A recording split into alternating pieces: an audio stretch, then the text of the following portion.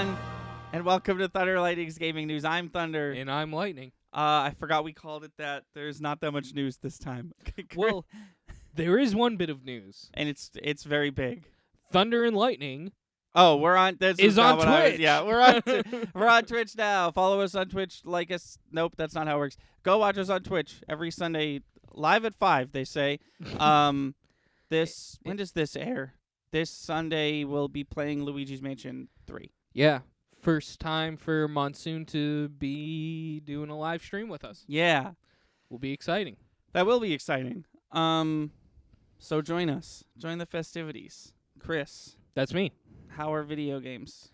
Video games How are are your good. hail and good video games to you, my friend? As to you. As I said before, I got, not talking myself up, I've got so much shit in my life that I have to do. Yeah. This is where I get most of my video games out on this channel. So I am going to begin talking about my thoughts and feelings on games we have played on this channel. You listening at home, if you only watch us on YouTube, have not seen our conclusion to Undertale. Yes. So I will do my best not to spoil too much, but that was a roller coaster. Yeah. It was our first Twitch stream, which went very well. Yes. Yes. It was crazy. The game did not end how I expected it to. Yeah. Which is in line with Earthbound. Yes. Yeah. Which is really cool. It was hysterical. It was so well put together. I will say they definitely got or I guess they had been the whole game, but we didn't know because we were only doing one path. But they got a bit what's the word I'm looking for? I don't know. The story. I feel like the story took a little hit near the end. I started to be like, okay, this story seems like it would only work one way. I'm curious how it would work another way. And the whole thing with the sun, I feel like it got a little bit like we gotta conclude some of these characters, so we're gonna do this. It was funny though. Yeah. It was well written. It was a good game. Had a lot of fun. I loved the fact that you could take two paths. And when this game came out, I'm sure they didn't advertise that. So you play this game, I'm sure you kill something right off the bat, and you've already started a different path. Yeah. Because we always say that there's two paths, pacifist and genocide, which is one, you kill no one, two, you kill everyone. But there's also, I don't know what I'm doing, I kill some things, but not everything. Right. Which is how I feel like a normal person would play. Yeah. You kind of fight based on how you're doing. Like, if I'm low on health or low on items, I'm going to do my best to just get out of this fight. Right. Yeah. But it was fun. A good game. Glad I played it. Very progressive. Yes. I know it's a new game, but very progressive. Well, it's not that new. It's from 2015. Okay. Oh, you're speaking of how openly gay the game is. Yes. Yes. If I could bring up gay, pan, I mean, because you don't know what your character's gender is. Right, yeah. I was actually thinking about that. Not knowing what your character's gender is, there could have not been a single straight interaction. Right. Right, cuz you like go on a date, quote unquote, with Dr. Alphys, right? Yeah. And she's clearly into Undyne, so if you're anything like me, your immediate thought is, oh, bisexual person. But maybe not, because maybe you're a girl. Or maybe you're a guy, and she was just, because she straight out comes out with, I didn't really want to do this. Right. But you go out with Papyrus. Yeah. It's just interesting to think. Or you could be non-binary. Yeah. You know, there's a million. It's just they leave it ambiguous, and I think that was a cool choice. Yeah, no, it's important. I mean, it was important in 2015, but it's arguably, I think, more important now that games have a main character that anyone can relate to. Yeah. You know? You need to be able to put your shoes in you need to be able to put yourself in the shoes of the main character, especially in an RPG, even one like Undertale, which I would argue is an RPG, yes, but is one that intentionally like pokes fun at the regularly present tropes of normal RPGs. Yeah. Like, you don't have to kill anyone. The game is short. You depending on how you play it, you're the bad guy. Right. You know? Yeah, no, very. But this is all done under the guise of I, the person making it, grew up on Earthbound, Right. and I want to make my game like that. And they did. They even straight up stole the presents. Yeah, Earthbound. yeah. And the room, his room at the end. Oh, looks yeah, exactly yeah. like Ness's room. That was very cool. That always got me because, like, I'm sure the average person playing Undertale in 2015 didn't play Earthbound, a game Right. from I think 80 or not, no, 93. I don't know. Earthbound's old. But I did because I had it when I was a kid. And as soon as I saw the presents and I opened them and they did exactly what I thought they would do, I was like, oh fuck yeah. It is an Earthbound reference. I told you, Mom. No, it was a fun game. Very glad I've experienced it. Also, you and I talked about this a bit, but if you have something that you're doing, like maybe you're studying something for work or you're writing your book or something, just throw on the Undertale soundtrack and listen to the whole thing. It's fucking good. Yeah. And it's like oh, the music, yeah, I it's didn't even talk about that. filled with leitmotifs. Yeah. It is like people should like make classes, like college level classes called like leitmotif, viewing the realm of leitmotifs under the guise of Undertale. Could make a video essay about it. I would, except everything I know about Undertale and its incredible work with leitmotifs is from a different video essay. Oh, okay. So, yeah. Fair enough. Besides that, we finished Oberdin. Yeah. We did, but did we? I'm actually going to suggest this to you on air now. Sure.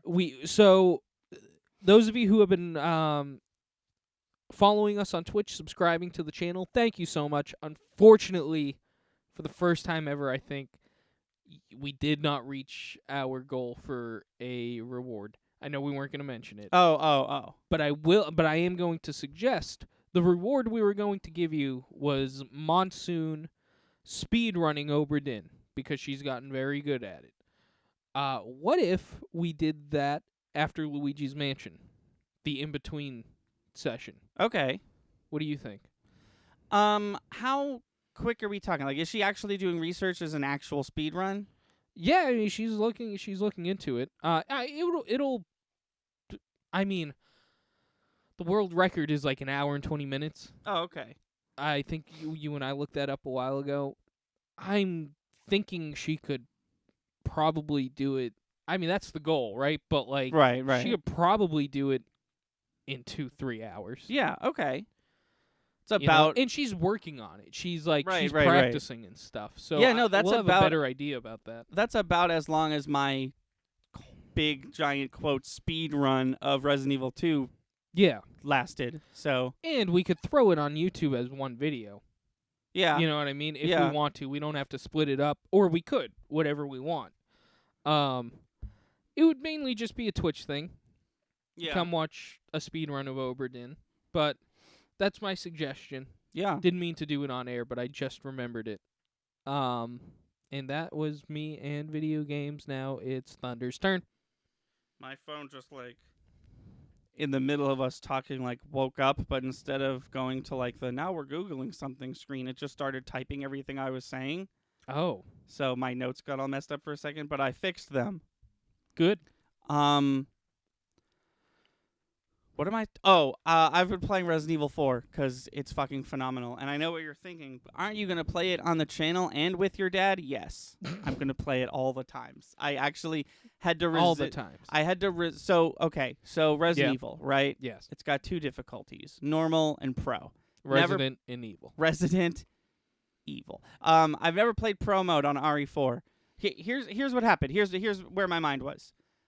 I wanted to replay RE4, booted it up on PS4, and I started a new game, and it was like, you want to use alternate costumes? And I was like, oh, I've never done that. And then I was like, oh, well, wait a minute. Let me look them up first. So I looked them up, and it sucks because you can't mix and match. Leon and Ashley both have a alternate costume, and if you're in Leon's alternate costume one, you have to be in Ashley's alternate costume one, which sucks because I prefer Leon's alternate costume 2, and I refuse to play the game with Ashley's alternate costume 2 because it actually makes the game easier, and I don't want that. But I was like, well, hang on. We're going to play this on the channel. If we're going to do that, we're going to have to play it on Switch because of our capture card. Let me just download it on Switch, play through it again, unlock the costumes, and we'll do alternate costumes on the channel if we want. So I did that. I also, get myself accustomed to the controls because it's technically a different controller. So I did that. I bought it for Switch. I played it. I played the whole thing. I played the fucking mini games and the extra bonus missions and stuff. And it's just so much fun. It's really fun, and I like it a lot. And I actually this week, while I was writing D&D and stuff, had to resist the urge to start playing it again because I think even after all that, and I'm going to play with my dad soon and then probably play it on the channel, I do want to play it on professional mode because I've never done that. Sure. And you can't do it right away. You have to unlock it first. Okay. I want to do that. But I couldn't this week because I was very busy. But this week's a 2-week podcast, so I get to talk about the games I played last week, which was Resident Evil 4. And I, you know what? No, I'll save it. I was going to talk about something, but I was going to talk about my opinion on a certain RE4 character based on what everyone else thinks about this character, but I'll save it for our playthrough. There you go. I'm listening to people yelling outside my window. Yeah. I have a feeling that it's not getting picked up on the mic, but maybe it is. I'll listen for it. There was definitely an accident or something, and one gentleman is screaming, good luck with your insurance, bitch. Good luck with your insurance, motherfucker. Dude, when I was watching Friday the 13th, which is not important, just why I remember it, it was late. It was like 1, 2 in the morning. My room light was off because I was watching a movie, and there was this woman yelling outside my window, and my window was open because my room gets very, very hot. I've talked about this many, many times. My window's open right now. That's why we heard that man yelling. Yeah. And there was clearly, I thought at first maybe it was a car accident, but the more I listened to the entire conversation that this woman was having, because she was screaming it on my very tiny little street, it seems like there was some sort of domestic dispute. Yeah. Like there was 2 people, one in each of the 2 cars, and it seems like they knew each other, and they were both female, and it seemed like the one who was yelling was very mad at the other one, but she was taking it out in a very indirect way, where she just kept calling them weird. Okay. She just kept over and over again. She was like, "You're weird, bro. You're mad weird." And I was like, "Are you angry? I'm so confused about what's happening." Other person completely stoic. Like this happens every day. Yeah. And then the cops came, and essentially she went to the cops and she was like, "Yeah, this dude's weird." Essentially. And the cops just I didn't hear what they said because they also weren't yelling, but I'm assuming that what happened was the cops were like, "Please just leave this street." But I was just like, it's just one of those things that always happens on the street where I'm like, I don't care how angry you are or what happened. It's the middle of the night. Yeah. My parents have work tomorrow and they're asleep. Shut the fuck up. Yeah. Why are you doing this? Because she's weird. Because she's weird, I guess. Yeah. That just reminded me of that. I don't think I ever told that to anyone, and I meant to. Let's talk about the one bit of news that we have, Sure. which is the fact that there is a Last of Us TV show in the works, and they have just announced that Joel and Ellie are going to be played by Pedro Pascal and Bella Ramsey. Yes. 2 Game of Thrones actors. Yes. Which I thought was interesting. For those of you who don't recognize Bella Ramsey's name like I didn't, if you've seen Game of Thrones, she plays the, like, tiny Stark who's, like, a child, but she has her own, like, country that she runs or whatever. She's going to be Ellie.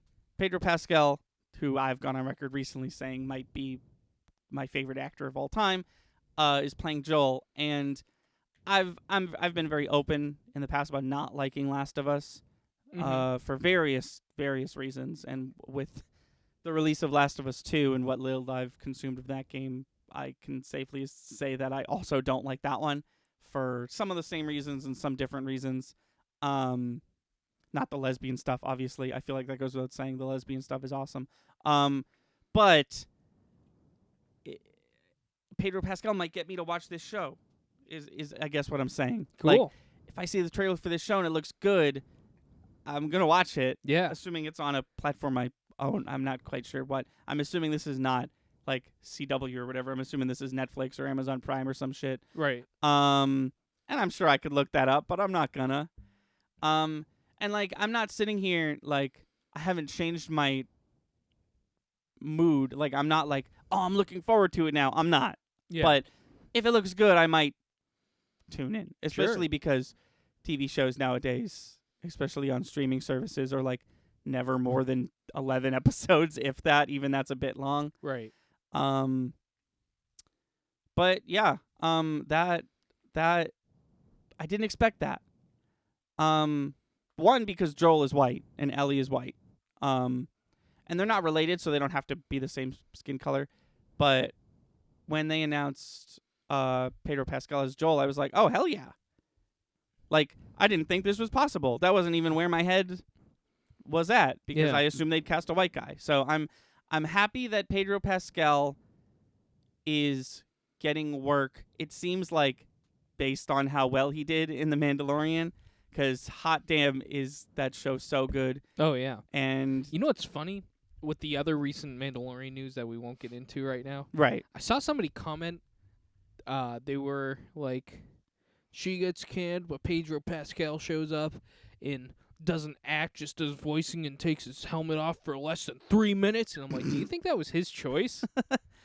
No, that's expressively, exclusively not his choice. Yeah. He is like notoriously like complained about not getting enough Yeah. helmet off time in the past, and I have a feeling that's why most of episode 7 he had the mask off this season.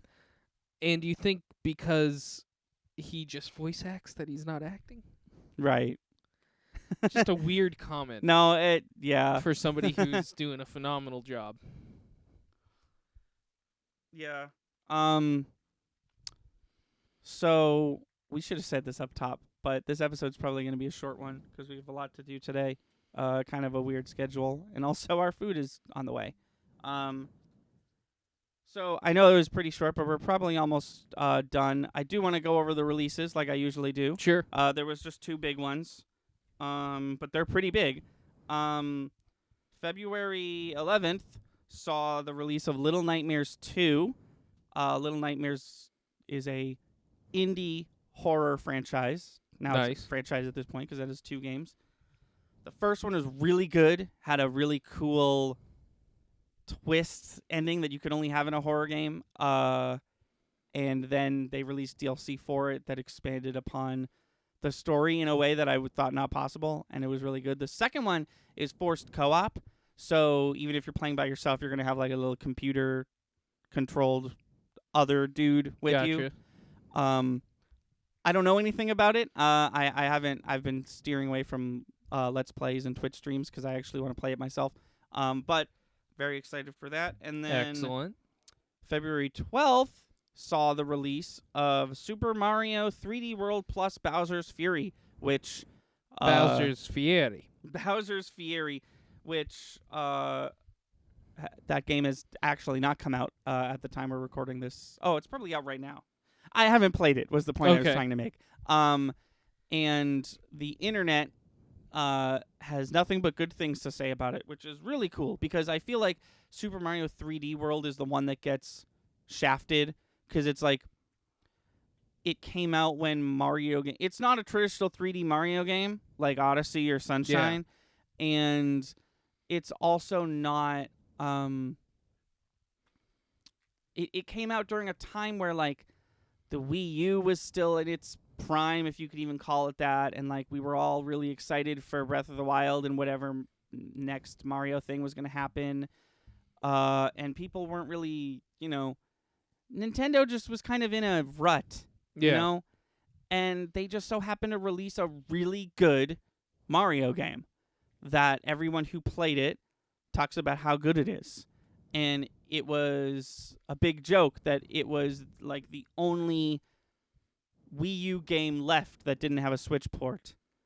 And now it does. And I'm very excited. I think that them putting Super Mario 3D World levels in Mario Maker 2 was their way of gauging, like, do people like this? Yeah. Will people get excited if we do this? And then they did, and they do the thing they always do with their re-releases where they justify the $60 price point by just packaging another game in it, this time called Bowser's Fury, and it looks like a... Fieri. Sorry, my bad. Geyser's Fury. It seems like a... What did I say?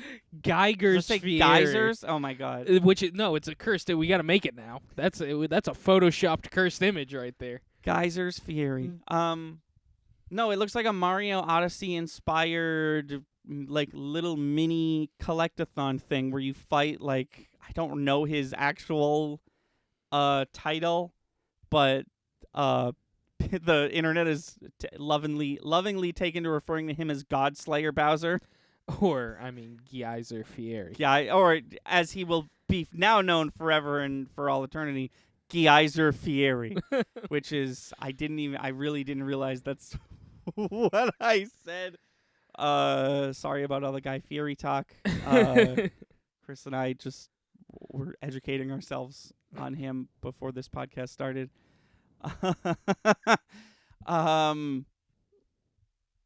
But yeah, I'm looking forward to that. I'll probably next time we have a podcast and we're like, what game have you been playing, Anthony? I'll probably talk about that one. Fair enough. So look out for that. Was there anything else we wanted to talk about? I think that's it. Yeah. Yeah, once again, sorry for the short one. They're not always going to be this short. We just had a weird kind of busy day with a weird schedule. And our food is here. So we will what do I say at the end of this one? Thank you for listening. This has been our gaming podcast. We hope you enjoyed it. Tune in next Monday for an episode of Cinematic Relief. Follow us on Twitch. The link is in the description. And we're going to, instead of Oberdin, we're going to be playing Scott Pilgrim soon. Yeah. So look out for that. And until next time, I've been Thunder. I'm Lightning. Stay safe, stay clean, and we'll see you next time.